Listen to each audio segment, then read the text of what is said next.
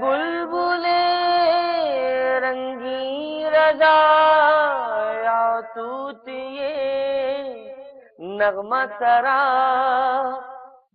الحمدللہ رب العالمین والصلاة والسلام علی سید الانبیاء والمرسلین وعلی آلہ واصحابہ وازواجہ واہل بیتہ وعترتہ اجمعین. اما بعد فاعوذ باللہ من الشیطان الرجیم. بسم اللہ الرحمن الرحیم. الرحمن علم القرآن خلق الانسان علمہ البیان. صدق اللہ المولان العظیم. اللہم صل علی سیدنا مولانا محمد معدن الجود والکرم وآلہ وصحبہ واہل بیتہ وعترتہ اجمعین. سامعین اور ناظرین حضرات، السلام علیکم ورحمۃ اللہ وبرکاتہ. پروگرام سیریز آف پریزنٹیشن آن امام احمد رضا کے حوالے سے میں حاضر خدمت ہوں، اور یہ پروگرام آپ ادارہ تحقیقات امام احمد رضا اور نور ٹیلی ویژن کی تعاون سے دیکھتے ہیں.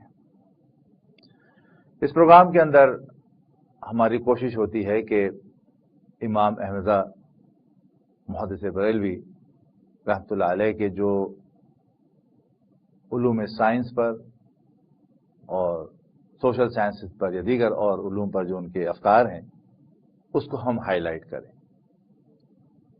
امام احمد رضا برصغیر پاک و ہند کے اندر یقیناً ایک بہت ہی بڑی ممتاز علمی شخصیت ہے علوم اسلامیہ کے حوالے سے،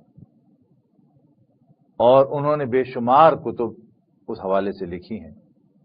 لیکن دوسری طرف انہوں نے قرآن حدیث ہی کی روشنی میں انہوں نے اس زمانے کے حوالے سے جتنے بھی سائنسی موضوعات اس وقت تھے اور اس پر مختلف چیزیں لکھی جاتی تھیں، آپ کے علم میں آتی تھیں، تو آپ ان کو قرآن حدیث کی روشنی میں اس کو جانچتے تھے، اور اگر جب محسوس کرتے کہ قرآن حدیث کے خلاف ہے تو اب ہمیشہ اس کے خلاف فوراً کوئی نہ کوئی آرٹیکل، کتاب یا کوئی کتابچہ عربی، فارسی یا اردو زبان میں لکھ دیتے، اس لیے کہ ایک ذمہ داری ہے. قرآن کریم کا ایک ارشاد ہے کہ فاسألوا اہل الذکر ان کنتم لا تعلمون، تم ان سے پوچھو جو کچھ تم نہیں جانتے ہو. اہل ذکر جو ہیں، اہل علم جو ہیں، ان سے پوچھو جو کچھ نہیں جانتے ہو. تو امام احمد رضا رحمۃ اللہ علیہ اس آیت کی ایسی تفسیر ہے کہ امام احمد رضا سے اگر کوئی کسی بھی موضوع پر سوال کرتا، کبھی وہ یہ نہیں کہتے کہ یہ میرا سبجیکٹ نہیں. حالانکہ یہ کہنے میں کوئی حرج نہیں ہوتا. ظاہر بات ہے کہ میں بیسیکلی ایک پروفیسر آف جیولوجی ہوں، مجھ سے اگر کوئی باٹنی کے سوال کرے گا تو میں بہت سطحی جواب تو دے دوں گا، اور ہو سکتا ہے میں بالکل یہ بھی کہہ دوں بھائی میں جانتا ہی نہیں، اس لیے کہ وہ میں سبجیکٹ واقعی نہیں جانتا. اور قرآن کریم دیکھیے کہہ رہا ہے کہ فاسألوا اہل الذکر ان کنتم لا تعلمون، جو تمہیں تمہارا سوال ہو، اس میں قید نہیں ہے، کسی بھی نوعیت کا سوال ہو، اہل ذکر جو ہے. اور اہل ذکر کون ہے؟ الذین یذکرون اللہ قیاما وقعودا وعلی جنوبہم.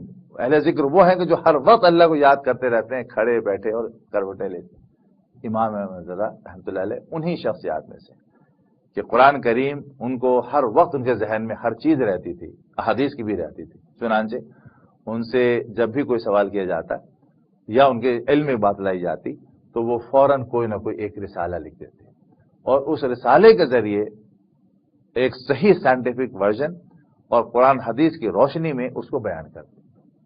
آج ہم اسی اپنی چوتھی پریزنٹیشن کے اندر ایک چھوٹا سا عنوان ہم لے رہے ہیں، لونر اینڈ سولر ٹائڈس، جس کو اردو میں مد و جزر کہتے ہیں. یہ جو ہائی ٹائڈس، لو ٹائڈس آتی ہیں، جو بڑی بڑی ٹائڈس آ جاتی ہیں، ایک تو وہ صبح شام جو آپ دیکھتے ہیں سمندر قریب، ان کی بات نہیں ہو رہی. یہ لونر سولر ہائٹ جن کا تعلق سائنس جو ہے وہ سورج اور چاند کی گریوٹی سے بتاتا ہے.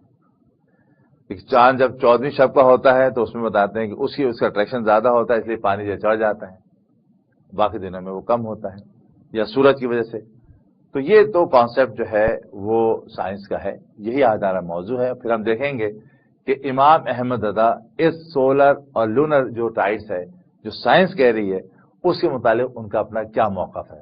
کہ کیا وہ بھی جو ہیں وہ اسی کے قائل ہیں یا کچھ اور نظریہ پیش کرتے ہیں. تو آج کا ہمارا یہی عنوان ہے، لونر اینڈ سولر ٹائڈس، مد و جزر.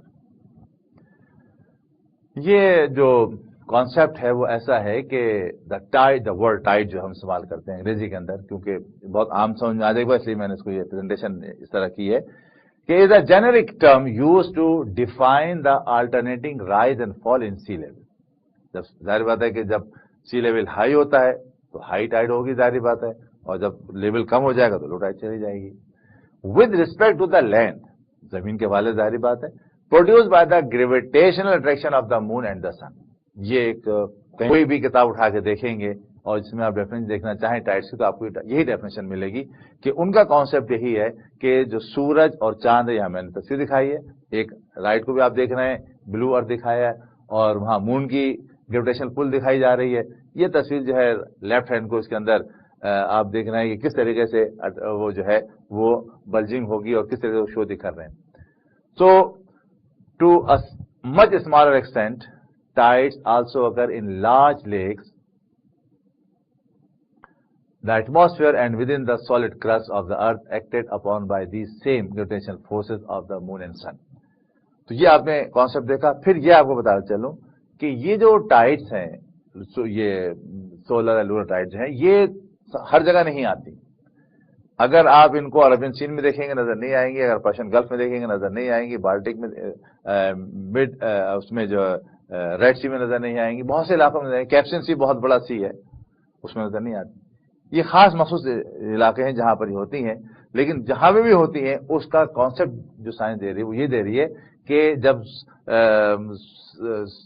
چاند اور سورج ہر وقت اس کے سامنے ہے، ظاہری بات ہے، کب نہیں ہوگا، کہیں نہ کسی صورت میں ہوگا جب گھوم رہا ہے، تو یہ اس کی اٹریکشن کی وجہ سے ہوتا ہے.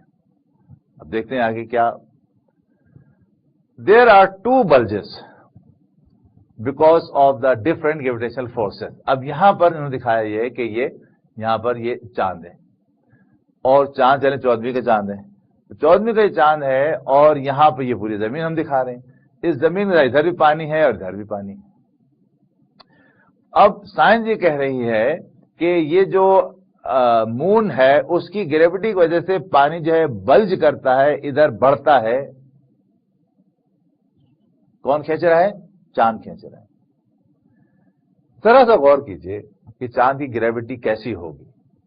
انسان نے چاند پر قدم رکھا اور انسان جب چاند پر پہنچا تو چاند پر چل نہیں پا رہا تھا. کیوں نہیں چل پا رہا تھا؟ ویسے جیسے کہ ہوا میں چلتا ہے ویسے وہ بھی کر رہا تھا. اگر گریوٹی ہوتی تو چاند جو ہے انسان کو بھی ظاہر بات ہے کہ انسان کے پاؤں جم جاتے. سائنس کے حوالے سے بات کر رہا ہوں. اور پھر چاند کی گریوٹی، چاند زمین کے مقابلے میں کتنا بڑا ہے؟ بہت چھوٹا ہے. جتنا آپ کا ڈائمیٹر کتنا سمجھانے کے لیے کہ ساؤتھ افریقہ اور ساؤتھ امریکہ کے درمیان جو ڈائمیٹر ہے، جو ڈسٹینس ہے، یہ اس کا ڈائمیٹر ہے چاند. یہ اتنا سائز بہت چھوٹا ہے. تو گریوٹی تو جو بڑی چیز ہے اس کو کھینچنا چاہیے، لیکن بہرحال سائنس کا موقف جو ہے وہی ہے کہ چاند نے جو ہے وہ جب اٹریکشن کیا تو بلجنگ شروع ہو گئی اس طرف. اچھا ادھر ہو گئی ہے تو اب ادھر کیوں ہو رہی ہے؟ یہاں تو چاند دوسرا چاند نہیں ہے، یہاں تو چاند نہیں ہے، اور چاند اوپر بھی نہیں ہوگا اور نیچے بھی نہیں ہوگا اس وقت چاند. اور بلجنگ جو ہے ایک ہی طریقے سے پورے اس پر ہوتی ہے جہاں جہاں ہوتی ہے. اس کے بعد اب اگر ہم دیکھیں سورج کو تو سورج تو زمین سے بھی بہت بہت بہت بڑا ہے. اگر اس چاند کی جگہ اب یہ سورج آ گیا یہاں پر تو یہ تو پھر زیادہ کھینچنا چاہیے اس کو. لیکن اس وقت بھی جب سورج آ جائے سامنے پانی کے یا چاند آ جائے، بلجنگ جتنی ہے اتنی ہی ہوتی ہے. پھر ایسا بھی موقع آئے گا کہ چاند بھی ادھر ہو اور سورج بھی ایک طرف ہو، یعنی چاند اور سورج ایک طرف آ جائے. اب تو بلجنگ ایک طرف اور زیادہ ہونا چاہیے، لیکن جس وقت یہاں جتنی بلجنگ دکھائی جا رہی اتنی یہاں بھی دکھائی جا رہی ہے.